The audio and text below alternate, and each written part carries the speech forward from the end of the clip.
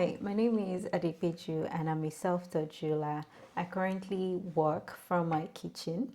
So I usually just set up my workspace on a dining table. Once I'm done, pack it up, clean everywhere, and rinse and repeat for now. So basically what I do is I sell stackable rings, like everyday rings, very simple rings, personalized rings. That's what I'm doing for now. And as we grow, we start to explore bigger spaces, more tools, and all of that. So in today's video, I'm going to show you my setup, the tools I have in making my basic everyday rings. And in terms of storage, I have a granny's bag over there. I'm going to show you guys. And I have 3 different tote bags. I've put them in a way that one bag takes materials, another bag takes like tools, hammer, pliers, and another bag takes stamps. So just that way, and I put everything in that granny bag once I'm done. Then I have the socket over there.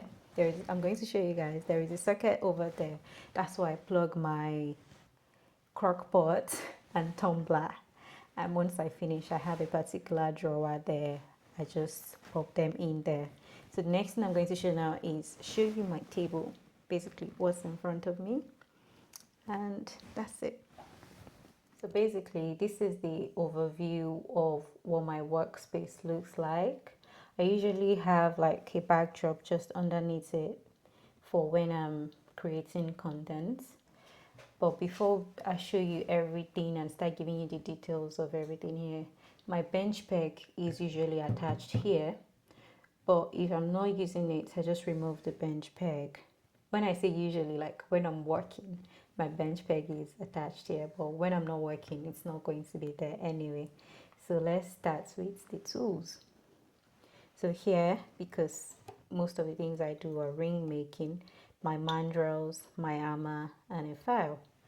Here is my soldering block, my torch, and this is my tweezer for picking up after soldering. These are some of the materials I'll be working with today. This is just a quenching bowl. This is a tool for making wavy ring. And that's my flux over there. I don't usually put this out here, but I just need to get some for the work I'm doing today. And here we have my pliers. Majorly, this is the one I use to bend the rings, and this one to join the rings. This to cut the rings. Oh, I'm sorry, to cut the wires. Here is my set of files and my ruler for measuring what I want to cut out. That is my polishing, my rotary polishing tool, and here is my saw. I removed my glasses to make this video.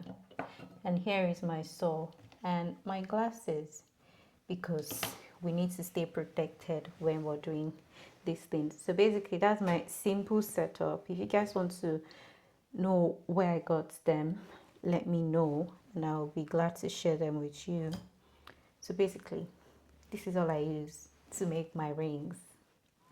Then now I'll take you to where the crock pot and the tumbler is. Here is my crock pot and my tumbler. I've brought it out today. This crock pot is just for jewelry alone. I don't use it for anything. Once I finish up with it, it goes in this drawer down here. It goes in that drawer down there. And now I'm going to take you guys to where the bag I was talking about, the granny bag I was talking about is. The granny bag is just here. What's going on? The granny bag is just here. There is one tote bag in there, and I have 2 more tote bags on the floor here with all my tools and everything I use. So that is tote bag 1 and the 2 other tote bags. So once I finish working today, I'm going to transfer everything into their respective bags and just clean up after that. Pretty much that's what I do now when I'm making jewelry.